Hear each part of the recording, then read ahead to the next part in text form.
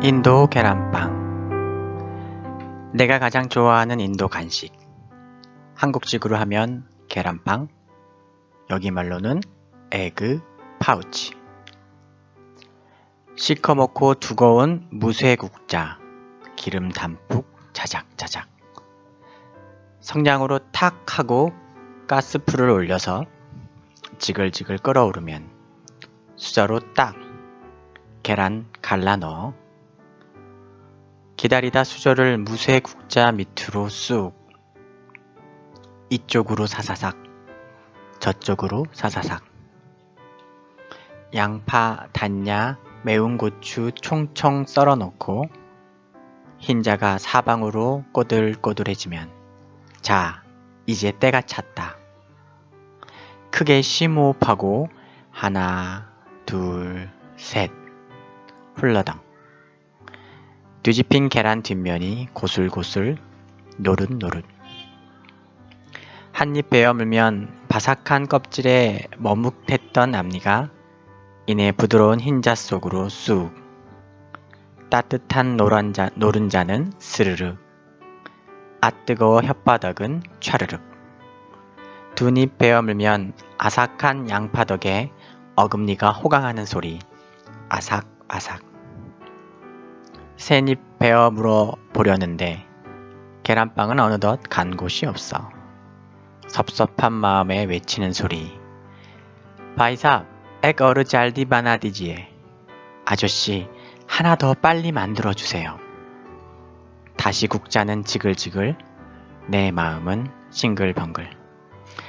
안녕하세요. 인도 현지에서 여러분에게 성경을 읽어드리는 백환승 목사입니다. 한 주간 잘 지내셨습니까? 네, 저희도 한 주 동안 잘 지내고 있습니다. 한기대팀이 돌아갔고요. 이제 한동대 상담팀 자매들이 남아 있습니다. 계절이 좀 바뀌려고 하는지 이제 바람이 좀 불고 있고요. 네, 그렇습니다. 네, 요즘 그 새로 발견한 인도 간식 그 파우치, 에그 파우치랑 그거 먹는 재미에 깊이 이렇게 빠져들어왔습니다. 네, 맛있습니다. 이게 수란과 비슷한 거죠. 수란 이제 계란 노른자 살린 그 물에다 하는 건데 이건 이제 이거를 그러면 기름에다 하니까 유란이라고 해야 되나요? 네, 제가 이제 동영상도 잠깐 올릴 텐데요. 맛있습니다. 네, 아주 맛있게 먹고 있습니다. 그냥 한두 개씩 먹는 재미가 있고요. 제가 이제 요새 열심히 운동을 하면서 제 몸에 대해서 좀 고민하고 있는데 제가 물론 이제 30대 중반을 이렇게 지나가는 많은 분들, 남자분들이 다 겪으시는 것처럼 이제 배가 나오는 현상 앞에 이거 어떻게 해야 되나 이제 고민하는데요. 운동을 한다고 배가 들어가지는 않는다고 하더라고요. 제가 이제 열심히 또 책을 읽고 있지 않습니까? 그래서 책을 읽는 김에 제가 관심 있는 영역의 책을 읽는데 그 운동과 관련된 몸에 관련된 책들을 이제 운동을 하면서 이제 읽어보고 있는데요. 뭐 헬스의 정석 뭐 이런 책 보면 이제 그런 내용들이 나와요. 왜 배가 들어가지 않는가? 운동을 해도 배는 들어가지 않습니다. 놀랍지 않습니까? 왜 안 들어가냐면 뭐 이게 네. 여자는 온몸에 그 지방을 쌓고 남자는 배에다 지방을 쌓는다고 해요. 그런데 운동을 뭐 엄청나게 운동선수처럼 많이 하지 않는 한 뭐 매일 그 조기축구하는 아저씨들도 배가 나오셨잖아요. 그 이유가 폭식을 하는 생활 습관이 있기 때문에 그렇다고 해요. 폭식을 하면 회식이나 뭐나 이렇게 폭식을 하게 되면 배는 들어가지 않는다고 합니다. 그래서 건강한 생활 습관 중에 하나가 무엇이냐면 그 속에도 좋고 물론 이제 뭐 워낙 다양한 이론이 있지만 제가 이제 배운 건 폭식을 하지 않는 거. 이게 참 어렵더라고요. 이렇게 많이 먹지 않는 거. 그래서 배가 많이 부르지 않게 약간 섭섭한 정도? 그냥 밥 먹어서 배는 고프지 않지만 이게 막 배가 꽉 차서 힘들다 이렇게 먹지 않는 거. 이게 참 중요한 습관이더라고요. 그래서 요즘 제가 제 몸을 생각해서 노력하는 것 중에 하나가 폭식하지 않기. 물론 이제 외식을 하게 되거나 이제 팀별로 어디 나가서 뭐 이런 것들 하게 되면 또 이제 그렇게 먹게 되지만 그래서 양을 조금 덜 되게 먹고 중간에 배가 고프면 간식을 먹는 거. 물론 이제 간식도 먹지 말라고도 하고 뭐 하루 3끼만 딱 먹으라고 하는데 또 제가 이제 요즘 열심히 운동을 하고 있으니까 예, 이렇게 또 그러면 또 몸이 상한다고 하더라고요. 다양한 이론들이 있어요. 그래서 이것저것 다 보면서 이렇게 책들 보면서 느끼는 게 그래서 무리가 되지 않게 적당히 영양을 생각해서 먹으라고 하더라고요. 그리고 30대 중반을 넘어서면서 몸에 근육이 없어지면 면역이 약해지고 이게 근육량이 많으면 감기에도 좀 덜 걸리고 건강에 좋다고 합니다. 그래서 저는 이제 근육량을 좀 늘려야겠다라고 생각을 하고 있고요. 왜냐면 지난주도 얘기했지만 이렇게 몸이 따라주지 않으면서 막 뭐든지 짜증나고 힘들고 이렇게 감당하기 어려워지는 거예요. 그래서 더 늦기 전에 30대 중반에 이런 거 부딪히셔서 열심히 하시는 어른들 얘기를 좀 들으면서 나도 열심히 해야겠다는 생각을 어제 부쩍 하고 있습니다. 그러면서 이제 간식을 먹고 있는데요. 되도록 배를 덜 부르게 먹고 이제 하나씩 먹고 있는데 말로만 들었던 파우치라는 거 이제 먹고 있습니다. 이게 기름이 많이 들어가서 안 좋을 것 같아서 이것도 많이 먹으면 안 되겠지만 아무튼 그래서 그렇게 하나씩 먹는 재미가 또 그거 앞에서 눈앞에서 만들어주는 그 퍼포먼스가 또 나름 재밌어요. 8루피밖에 안 합니다. 8루피면 160원.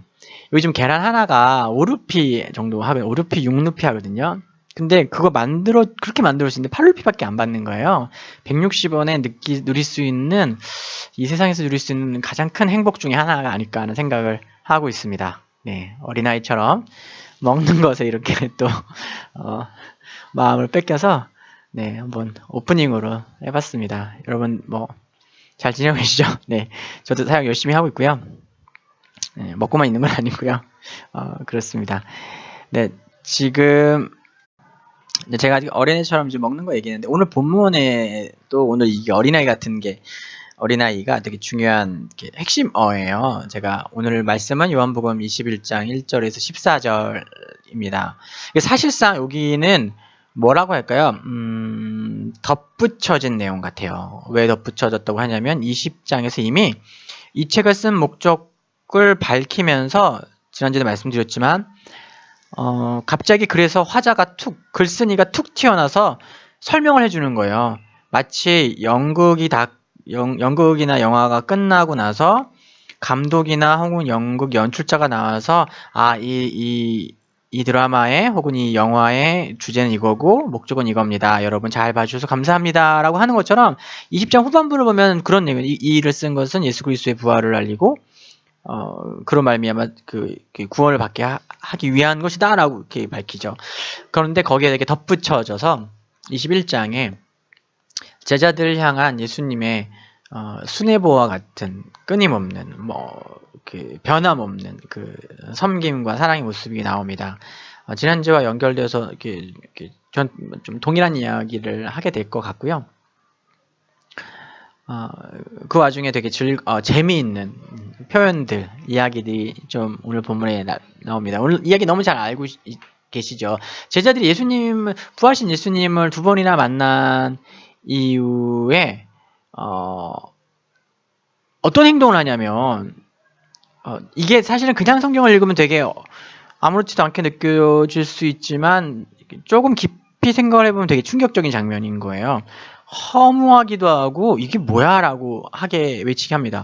제자들이 물고기 잡으러 갑니다. 부활하신 예수님이 나타나셔서 부활의 몸을 2번이나 보여주시고 그들에게 닫혀있는 그들의 마음을 상징할 수 있죠. 표현하고 그림 언어로 보여주는 그것을 뚫고 들어오셔서 예수님께서 뚫고 들어오셔서 부활하신 자신의 모습을 보여주시는데 그 모습은 과거에 이미 말씀하셨던 그것. 내가 인자가 고난을 받고 또 부활한다. 그 하나님의 큰일. 예수님의 부활이지 않습니까? 그래서 온 인류를 구원하고 이스라엘을 구원한 역사를 이루실 거다. 그래서 너희는 부활의 증이 될 것에 대해서 예수님은 계속해서 이야기하고 계신데요. 그쵸? 제자들이 물고기 잡으러 갑니다. 먹고 살 거. 호구지책을 생각하게 되는 거예요. 제가 지난주에 짜이 먹는 거 얘기하고 이번 주에 에그 파우치, 계란빵 얘기하는 것처럼 이들 마음속에는 그러니까 그 일과 자신의 삶이 이제 별개인 거예요. 분리된 거죠. 그래서 예수님이 부활하셔서 기뻐하고 즐거워하고 막 그랬다고 하지만 결국 그거는 그것이 자신의 삶과 연결되지 않는 거죠. 행동과 연결되지 않는 거죠. 무언가 새로운 결단과 무언가를 해야겠다. 아니 예수님이 지시하신, 예수님이 말씀하신 그 사명 앞에 도무지 서지 못하는 모습으로 이들은 물고기 잡으러 갑니다. 저는 그래서 물고기나 잡으러 가자고 합니다. 배를 타고 떠나가게 되는 거죠. 저는 제자들이 그 일상의 삶을 산 것에 대해서 문제를 삼는 것이 아니고 그것이 잘못됐다고 얘기하는 것이 아니라 부활하신 예수님의 두 번이나 나타나신 그 모습, 무덤 사건과 이은다면 3번의 이런 연속적인 사건 이후에도 그것이 무엇을 의미하고 그것 때문에 제자들이 어떤 삶을 살아야 할 건지에 대해서는 아무런 언급이 나오지 않는 거죠. 그것은 전혀 연결되지 못하고 이들은 그냥 그래 예수님 부활하셨다니 다행이다. 예수님 억울하게 돌아가셨는데 다행이야. 그래 그건 그렇고 우린 어떡하지? 야 우린 물고기나 잡으러 가자. 옛날로 돌아가자. 이렇게 되는 겁니다. 아주 슬프고 당황스러운 장면이죠. 그 제자들에게 예수님이 나타나신 거예요. 밤새도록 일했는데 물고기 잡으러 갔는데 안 되는 거예요. 사실 이 본문은 뭐 품고 있는 내용이 워낙 많고 메시지의 어떤 방향이 워낙 다양하게 나올 수가 있어요. 왜냐면 이제 밤새 수고했지만 아무것도 하지 못하지만 예수님이 나타나셔서 이제 물고기를 잡게 하셨다.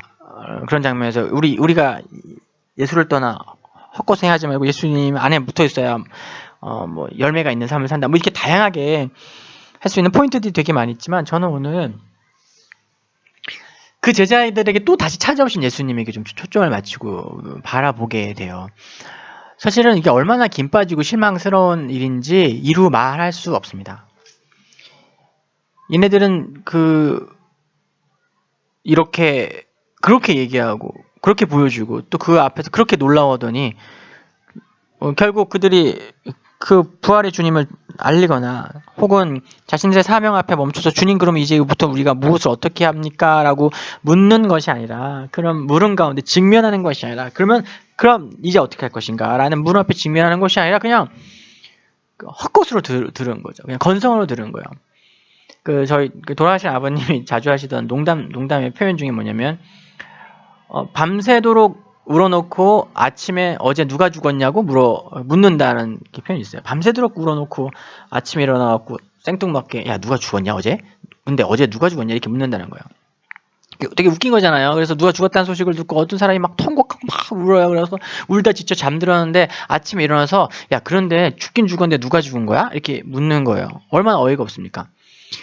이야기를 듣고 당장에 어떤 반응을 한 것 같은데 전혀 그 얘기의 핵심을 듣지 못한 거예요. 누가 죽었는가? 아니 사실은 자기와 관련돼 있고 어떤 사람이 죽어서 울었다고 하면 그것이 의미가 있지만 그냥 죽었다는 소식을 듣고 그냥 울었다면 얼마나 웃었습니다. 근데 알고 보니까 자신과 전혀 상관없는 사람이고 왜 울었어? 이렇게 되는 거예요. 제자들은 지금 도대체 이제까지 예수님 말씀 뭘 들은 거야? 라는 부분에 부딪히게 되는 겁니다. 그 제자들에게 예수님께 나타나셨어요. 밤새 고생했어요. 물고기 안 잡히죠. 하나님의 섭리라고 생각합니다. 하나님이 안 되게 하시는 은혜. 이걸 섭리라고 하죠. 당연히 되어야 되는데 되지 않는 것. 하나님의 섭리입니다. 하나님의 어떤 목적과 뜻, 아직 드러나지 않은 하나님의 뜻. 그래서 섭리라고 제가 하죠. 우리 앞에 이해할 수 있도록 드러난 하나님의 뜻을 은혜라고 하고요. 제가 자주 하는 표현입니다. 우리에게 아직 드러나지 않아 우리가 아직 이해하지 못하는 하나님의 뜻을 섭리라고 합니다. 지금 보세요. 저희들은 프로페셔널 어부인데 전문 어부인데 밤새 물고기를 잡았는데 한 마리도 못 잡아. 아무리 좀 쉬었기로소니 3년간 잠깐 쉬었다고 할지라도 이게 낚시를 들이우는 것이 아니라 그물을 던지는 사람들이 밤새도록 한 마리도 잡지 못하게 됩니다. 이것을 무엇으로 설명할 수 있을까요? 하나님의 섭리인 거예요. 얼마나 당하고 얼마나 힘들었을까요? 와, 난 진짜 되는 일 하나도 없어. 야, 이제는 하다한데 물고기 잡는 것도 못하니? 못하게 되는 거야? 못하는 거야? 하는 생각을 하게 되겠죠. 밤새 한 마리도 안 잡히니까. 거기엔 하나님의 뜻이 있는 거죠. 숨겨진 하나님의 뜻. 그들은 절망하고 답답해하고 또는 좌절하고 탄식하면서 그럼에도 불구하고 포기하지 않고 해가 뜰 때까지 애쓰고 수고합니다. 그러나 결과물은 없죠. 왜냐하면 이 일에 하나님 간섭하고 계시기 때문에, 이 일을 하나님 방해하고 계시기 때문에. 왜요? 하나님 말씀하실 것이 있으니까. 하나님께서 드러내실 당신의 뜻이 있기 때문에 이런 사건을 만드셨습니다. 우리 삶에도 그런 일들이 있지요. 당장 이해할 수 없고 왜 이게 안 됐지? 당연히 되는 건데 상식적으로 기도해서 뭐 더 달라게 더 잘 되게 해주세요라고 구할 것도 없이 그냥 이거는 그냥 될 수밖에 없고 되어야 하는 그런 지극히 상식적인 것들이 되지 않게 하시는 하나님의 은혜, 그런 은혜들이 있는 거죠. 지금 그것이 드러나고 있습니다. 그 섭리가 드러나고 그 섭리 사건 앞에 제자들은 있고 이해하지 못하고 힘들어하고 있겠죠. 그때 예수님이 나타나십니다. 그래서 제자들에게 뭐라고 말씀하시냐면, 얘들아 고기를 좀 잡았니? 뭐 좀 잡았니? 라고 물으시는 거예요. 저 오늘 좀 핵심적으로 잡았던 표현이 이 표현인데, 애들아 라고 하시는 거예요. 이게 오역이 아닙니다. 잘못 번역된 게 아니에요. 이렇게 얼핏 읽어보면 아니 무슨 제자들한테 애들아야. 여러분 그 제자들도 나이 먹을 만큼 먹었습니다. 결혼했어요. 결혼한 사람들도 있어요. 다 결혼했는지는 성경이 다 얘기하진 않지만 그 베드로 장모 이야기 이렇게 나오잖아요. 베드로 결혼한 남자예요. 뭐 애가 있었는지 없었는지 성경 이렇게 기록하고 있지 않아서 정확하게 제가 알 수 없지만, 그래도 한 가정의 가장이고 예수님의 제자로서 나름 어깨 피고 살았고, 수많은 사람들이 줄 서세요 예수님 만나려면 이렇게 했고, 예수님의 이름으로 귀신도 쫓아내고 전도하면서 많은 일을 했었던 그 제자들에게 예수님이 얘들아 라고 합니다. 친구들아 뭐 이렇게 얘기하시지 않았죠. 여기서 이 얘들아라고 하시는 표현이 파이디아라는 헬라어로 파이디아입니다. 이게 혹시 그 주일학교 하시는 분들은 이 표현을 들으시면 어디서 들어봤는데 하실 거예요. 파이디온 선교회 아시죠?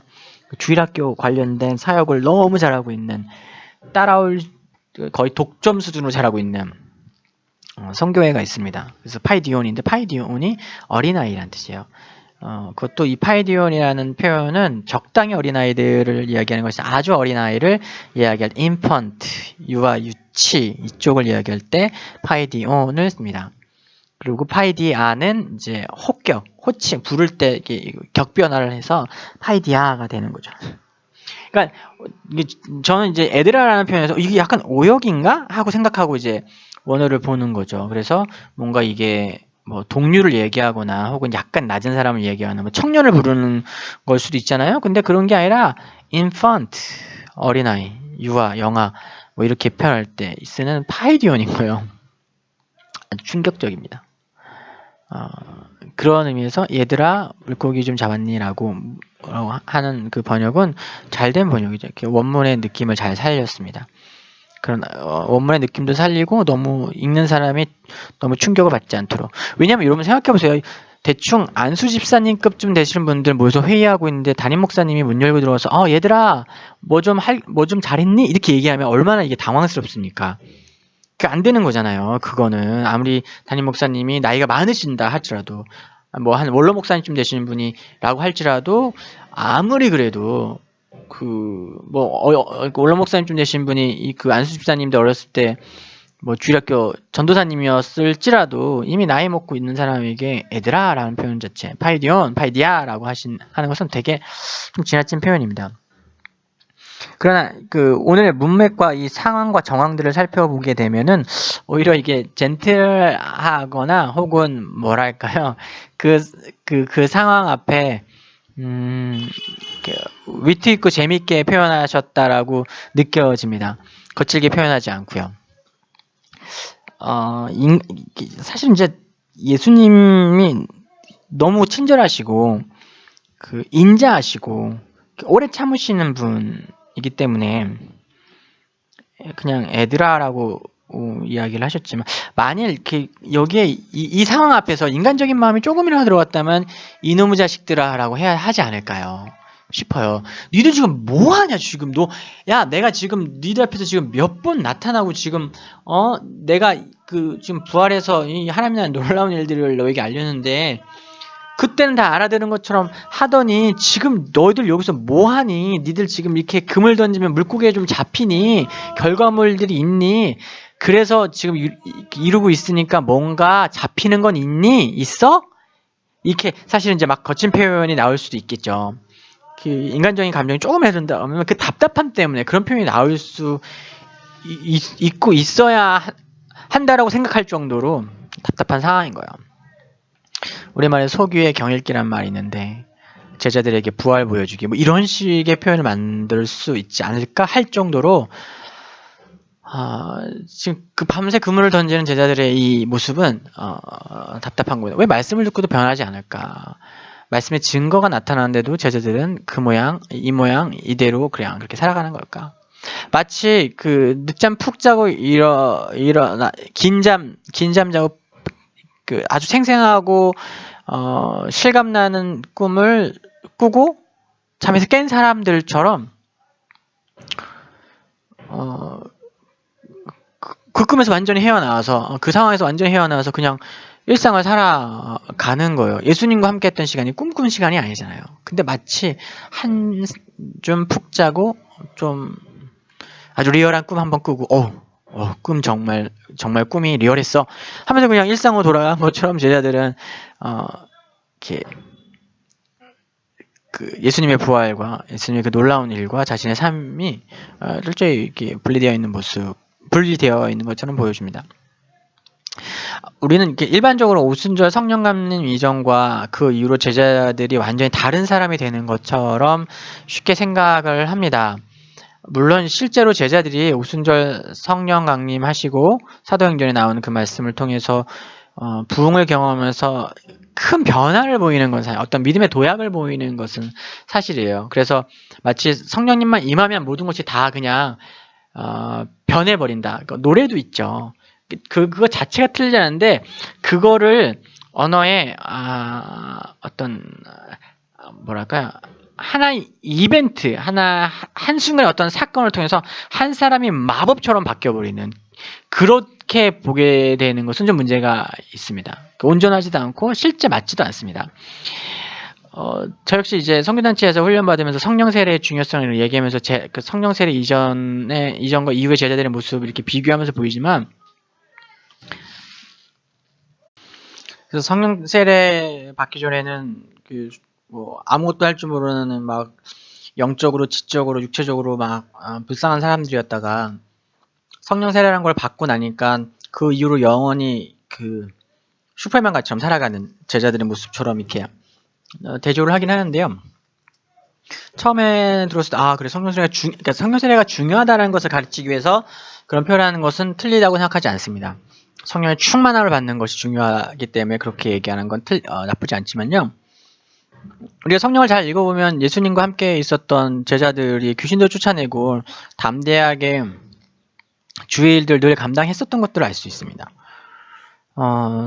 성령 세례 이후에 제자들이 부흥을 경험하면서 담대하게 복음을 전하고 많은 일들을 하면서 늘 긍정적인 모습인 것처럼 보이지만 우리가 사도행전을 조금만 깊이 읽어보기 시작하고 어떤 성경 인물들의 위인화, 어떤 교조화, 신격화, 영웅화의 옷을 좀 벗고 냉정하게 그들의 행동을 분석해 보기 시작하면 실수도 많고 허물도 많고 잘못도 많은 너무나 인간적인 모습들 또한 볼 수 있습니다. 물론 그들이 결국에 모두 순교하는 믿음의 순례를 했다는 것은 부인하지 않고 그것은 맞지만 사도행전을 통해서 직간접적으로 제자들이 보였던 모습, 판단들을 볼 때 성령 세례라는 하나의 어떤 일순간 일어나는 이벤트와 같은 어떤 특별적인 사건이 한 인간을 마법처럼 바꾸는 것은 아니라는 것을 알 수 있습니다. 무엇이 그러니까 제가 뭘 얘기하냐면 그런 어떤 성령 충만을 받는 사건, 은혜를 충만을 받는 사건들 너무 중요하지만 더욱 중요한 건 우리를 구원하신 그 예수님과 그리고 우리를 끊임없이 변화시키시고 우리를 위해서 참으시고 기다리시는 예수님과 동행함으로 우리의 존재가 이렇게 한 걸음 한 걸음, 스텝 바이 스텝, 리드 바이 리드 변해간다는 거예요. 그게 사실 성경을 통해서 분명히 드러나는 우리의 변화라고 생각합니다. 우리가 우리의 모습을 보면, 그러니까 또 제자들 통해서도 우리의 모습을 보잖아요. 지금 얼마나 답답합니까? 답이 없죠. 노답. 요새는 이게 노답이라는 표현을 쓰는데, 도무지 말씀을 깨닫지 못하고 말씀이 임한 것 같고 은혜를 받는 것 같지만 그들의 행동은 변하지 않습니다. 그 제자들의 모습이 변하지 않고 행동이 잘 변하지 않는 것처럼 보인다는 그런 사건 앞에서 우리는 좀 우리 자신의 모습을 동시에 보면서 답답해하지만, 그런 제자들을, 그렇게 변하지 않는 제자들을 향한 예수님의 태도와 사랑 또한 변하지 않는다는 사실에서 우리는 소망을 갖습니다. 그 시쳇말로 속도 없으신 거예요, 예수님. 그 제자들 향한 사랑과 그들이 변하고 그들이 온전한 인격이 되고 온전한 하나님의 사람으로서 이렇게 하나님의 큰일, 부활의 사실을 전하고 증이 되는 그 일을 이루시기 위해서, 제자들의 변화를 위해서 노력하시고 기다리시고 참으시고 사랑하시는 그 예수님의 모습은 제가 표현한 것처럼 속도 없어 보인다는 거예요. 놀라운 거죠. 그리고 그런 예수님의 기다림 안에서 우리 조금씩 변하고, 그 조금씩 그 지루해 보이는 앞으로 두 발짝 뒤로 한 발짝 같은 그런 조금은 변화의 어떤 과정 가운데 한순간, 어떤 순간에 성령 충만, 성령 세례 혹은 은혜 충만한 사건을 통해서 믿음의 도약들이 한 번씩 일어나고, 또 그렇지만 또 두 걸음 가다 한 걸음 물러서고, 혹은 세 걸음 갔다 네 걸음 좀 다시 뒤돌아가는 때도 있는 거예요. 우리가 그런 모습 속에서 또 답답해하고, 또 내가 왜 이 모습이, 나 20대는 내가 더 기도했는데 20대는 더 믿음이 있었던 것 같은데, 네, 저는 아직 30대이기 때문에 20대밖에 할 얘기가 없습니다. 저보다 훨씬 더 믿음의 연륜이 있으신 분들은 네, 또 다르게 보시겠죠. 아무튼 그런 거예요. 그러나 그 제자들을 향해서, 다 큰 제자들을 향해서 파이디아라고 부르시는 그 예수님의 모습, 그리고 그렇게 어린아이처럼 무시하는 것이 아니라 어린아이를 기다려주시는 그 모습을 통해서, 그 기다림을 통해서 우리가 위로를 받고 또 새 힘을 얻을 수 있다라고 생각합니다. 저희는 어린아이를 키우고 있죠. 루아를 키우고 있습니다. 어린아이는 어떻습니까? 한순간만 이렇게 놓치면 넘어집니다. 매일매일 열심히 잘 자라서 고맙지만 또 아직도 똥오줌을 못 가리는 현실 앞에 있습니다. 자녀를 양육하는 것은 끝없는 기다림, 사랑, 인내, 그리고 계속해서 지켜보는 거죠. 아이는 무언가 잘하기도 하고 또 잘 못하기도 하고, 잘하는 것 같다가 또 금세 넘어지고, 한눈 잠깐 팔면은 어느덧 닫혀있고, 그렇죠. 그것이 우리의 모습이죠. 그래서 주님 앞에서 우리는 나름 컸고 나름 잘했다고 생각하는데 파이디온인 거예요. 어린아이인 것입니다. 어린아이를 돌보고 사랑하시는 것처럼 우리를 돌보고 사랑하시고 포기하지 않고 인내하시고 끝까지 지켜봐 주시는 그 예수님의 사랑을 통해서 우리는 우리의 신앙과 믿음이 어디를 지향해야 되는지를 보게 됩니다.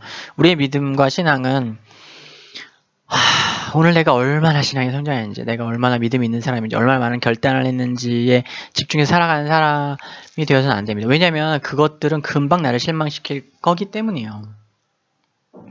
우리의 시선은 변하지 않고 그런 나를 지켜보시고 인내하시고 사랑하시고 그런 우리의 모든 연약함과 모든 부족함에도 불구하고 우리를 조금씩 이끌어 당신의 사람으로 아버지를 닮은 존재로 우리를 이제 빚어가시는 인내와 사랑이 많으신 그 예수님을 바라보는 것입니다. 아무리 속 터지게 굴어도 여전히 제자들 향해 파이디야, 애들아 라고 불러주시는 친절하신 예수님. 저였다면 이놈 자식들 이라고 이야기했겠지만 그렇게 하지 않고 파이디야 라고 부르시면서 그들의 한계, 그들의 결핍, 그들의 부족함, 그들이 스스로 할 수 없는 것이 무엇인지 알려주시고 그런 현실 앞에 뭐 갑자기 물고기 뭐 바다를 뒤집어 보이시거나 이런 것이 아니라 그냥 그들이 누릴 수 있는 193마리의 축복, 기적, 그들 수준에서 누릴 수 있는 것들을 보여주시면서 그 중에서 물고기를 좀 가져와라. 내가 구워줄게. 그래서 구워주시고, 떡도 구워주시고, 그것을 먹이시면서, 뭐, 니네들이 뭘 했니? 뭘 잘못했니? 이래선 되겠니? 이래갖고 미래가 있겠니? 너는 이게 뭐니? 이렇게 하지 않으시는 거예요. 오늘 말씀을 보면 되게 재밌어요. 요한과 베드로 변하지 않아요. 요한은 베드로는 눈치가 없어. 예수님 못 알아봐. 요한은 눈치 빨라. 저분 주님이다. 알아. 그렇지만 행동하지 않아. 요한이 베드로에게 찔러주죠. 예수님이야. 그러니까 베드로가 어떻게 합니까? 뛰어 들어가잖아요. 이 두 사람도 바뀌지가 않는 거예요. 그 모습 그대로인 거야. 눈치 빠른 요한은 행동하기를 주저하고, 베드로는 이렇게 눈치는 느리지만 덥석 행동해버리고, 그러나 변하지 않은 모습은 그 제자들 향해서 떡을 구우시고 물고기를 구워 제자들을 먹이시는 거죠. 그것을 통해서 그런 사랑을 통해서 제자들은 자신들의 사명, 부르심, 맡겨진 일이 무엇인지를 조금씩 깨닫고 조금씩 변화하게 됩니다. 그리고 이제 사도행전으로 넘어가면 기도함으로 머물라고 하셨을 때 또 기도함으로 머물고, 또 기도했을 때 성령 임하는 사건을 통해서 또 한 단계 믿음의 도약을 하게 되죠. 믿음으로 선교사까지 돼서 온 가족을 끌고 와서도 느끼고 배우는 건 아직 제가 이놈인 거예요. 아직도 제가 파이디아인 거죠. 인펀트. 그걸 참 많이 느낍니다. 아직 이거밖에 안 되는구나. 이것도 못하는구나. 이렇게 연약하구나. 주님 참 오래 참으신다. 이제 나름 필드까지 나와서 선교사님 이야기 듣고 그러면서도 아직 여기까지구나. 그렇지만 친절하신 그분을 또 말씀을 통해서 보게 됩니다. 참 친절하신 그분을 말씀을 통해서 보게 돼요. 상냥하신 그분을 보게 됩니다. 그것이 힘이 되죠. 그래서 자꾸만 나 자신을 바라봄으로 힘겨워하던 그 시선을 거두고 그 자리를 떠나시지 않고 그 자리에 머물러 계신 예수님을 바라봄으로 또 용기와 희망과 기쁨을 회복합니다. 사랑하는 여러분, 2017년 이제 좀 지났는데 새해 결심을 아예 세우지 않으신 분도 계시겠지만 또 세우고 나서도 벌써 이미 몇 번 안 돼 하신 분도 계시겠죠. 우리의 믿음이 정체되어 있는 것 같고 더디 성장하는 것 같고 아니 때로 뒷걸음질 치는 것 같아 보일지라도 그분 안에 붙어 있으면, 그분을 쫓아 걸어가면, 아니 그분이 우리를 떠나지 않으시기 때문에 우린 조금씩 변하고 있고요. 두 걸음 앞에 갔을 때 너무 많이 기뻐하게 되지만 또 그러다가 한 걸음쯤 뒷걸음질 치면 또 슬퍼하게 되죠. 또 어떨 때 네 걸음쯤 앞으로 가서 놀라워하고 감사하다가 어느덧 5걸음 뒤로 나와 있는 모습에 또 좌절하고 막 깊이 탄식하게도 됩니다. 그러나 이게 전체적으로 보면 앞으로 가고 있는 거예요. 주님 크신 손에 우리가 있습니다. 찬송가 458장 주의 친절한 팔에 안기세, 찬양처럼 그분의 친절한 팔에 안겨서 한 걸음 한 걸음 걸어가면 어떨까요? 또 우리 믿음의 우리 시선을 나의 자아에서 변하지 않으시는 선하신 주님으로 다시 한번, 그 태도는 이를 닦는 거랑 비슷하다고 하잖아요. 매일 하루 3번 닦아야 깨끗해지게 유지할 수 있습니다. 알고 있는 거지만, 또 배워서 경험했던 거지만 다시 결심하고 다시 또 경험하고 내 자세를 다시 새롭게 할 때 또 오늘 몫에, 한 주 몫에, 한 달, 또 2017년 한 해 몫에 은혜를 새롭게 누리고 또 감사하며 살아갈 수 있다고 생각합니다. 우리는 모두 파이디아 주님께서 그렇게 부르십니다. 그 은혜 가운데 자라서 어느 순간에는 우리 각 사람의 인생 가운데 예수님께서 파이디아라고 부르시는 것이 아니라 청년아 이렇게 불러주시는, 나와 동역하는 친구야 라고 불러주시는 또 그런 은혜 누릴 수 있기를 또 소망하고 또 그런 자리로 나아가길 소원합니다. 한 주간 승리하시고요.